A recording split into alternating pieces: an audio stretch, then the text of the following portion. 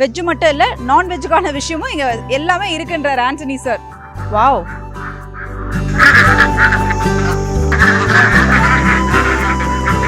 Gift திலாப்பியான்னு சொல்லுவோம் இல்லையா, அந்த திலாப்பியாஸ் நம்ம இங்கே தான் பார்த்துட்டு இருக்கோம். இவங்களுக்கான ஷெட்டு இது, அவங்க கொடுக்குற ஐட்டம்ஸ் எல்லாமே இங்கே தான் இருக்கும். ஸோ இந்த இடத்துல கீழே இப்போ நமக்கு ஃபிஷ் ரெடியாகவே இருக்கு. கல்டிவேட் பண்ணி நம்ம ரெடி பண்ணிக்கலாம். ஒரு பார்க்கலாமா? கண்டிப்பா ma'am. What is it? Gift tilapia ma'am. Tilapia ஃபிஷ்னு சொல்லுவோம். நம்ம வந்து genetically improved farm to table Oscar குக்கரின்னு ஒரு காம்படிஷன் பண்ணோம். இங்கே ஒரு காம்படிஷனில் பிசிஎல் எப்படின்னு கேட்டிங்கன்னா, இது ஒரு இடத்துல ஒளிச்சு வச்சிருந்தோம்.